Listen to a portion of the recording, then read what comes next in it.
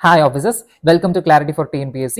இன்னைக்கு officer ப்ராக்டிஸ்ல gratitude series டே 2 மார்னிங்கோட questions வந்து டிஸ்கிரிப்ஷன்ல இருக்கு. கமெண்ட் செக்ஷன்ல பின் பண்ணியிருப்பேன். அந்த லிங்கை டச் பண்ணீங்க அப்படின்னா நீங்க PDF டவுன்லோட் பண்ணி சால்வ் பண்ணலாம். நம்பர் 1 அண்ட் நம்பர் 2 மறக்காம நீங்க எவ்வளோ மார்க் எடுத்தீங்கனாலும் பரவாயில்ல, அந்த மார்க்கை நோட் பண்ணிட்டு வாங்க.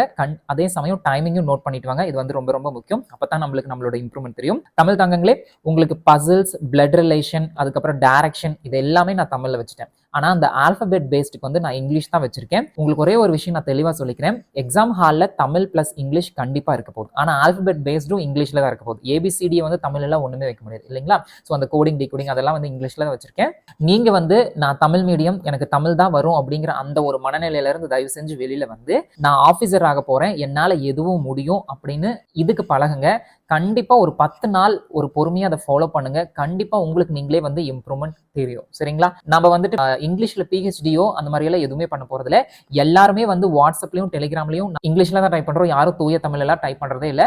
ஸோ அந்த மனநிலையில இருந்து வெளியில வந்து இதை ப்ராக்டிஸ் பண்ணுங்க. கண்டிப்பா இம்ப்ரூவ்மெண்ட் தெரியும். ஒரு நாள்ல பண்ணிட்டு எதுவுமே தெரியாது. எதுக்குமே ஒரு டைம் கொடுங்க. இன்னும் எக்ஸாமுக்கு 33 இல்லைன்னா 34 நாள் இருக்கும்னு நினைக்கிறேன். மோர் தேன் இனஃப். ஸோ தயவு செஞ்சு அந்த மனநிலையிலேருந்து வெளியில வந்து இதை ப்ராக்டிஸ் பண்ணுங்க. கண்டிப்பா இருக்கும். அண்ட் இதுலயே கொஸ்டின் பிளஸ் ஆன்சர் இருக்கு. ஆன்சர் கீழே இருக்கும். ப்ராக்டிஸ் பண்ணுங்க. அண்ட் எல்லாத்துக்கும் சொல்லிக்கிறது, நம்ம யாருக்கு என்ன வேணா இருக்கலாம், ஆனா நமக்கு நாம உண்மையா இருக்கணும். அதுதான் நம்மளோட லைஃப் வந்து அழகா எடுத்துட்டு போகும்.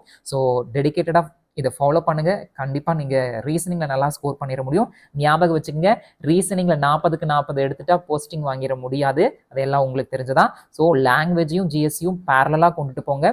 ரீசனிங் இன்னும் ஒரு 2 to 3 டேஸ் எனக்கு டைம் கொடுங்க. நான் கண்டிப்பா கரெக்டா டைம் காலையில ஏர்லி மார்னிங் கொடுக்குற அளவுக்கு சரி பண்ணிடுவேன். ஒரு 2-3 சின்ன ஒர்க் இருக்கு. அந்த இன்னும் ஒரு வீடியோ எடுக்கணும், PDF ரெடி பண்ணணும். அதை மட்டும் பண்ணிட்டேன்னா கொஸ்டின் பேப்பர் ஒர்க் மட்டும் தான். ஸோ காலையிலையும் சாயந்தரமும் கரெக்ட் டைமுக்கு வந்துடும்.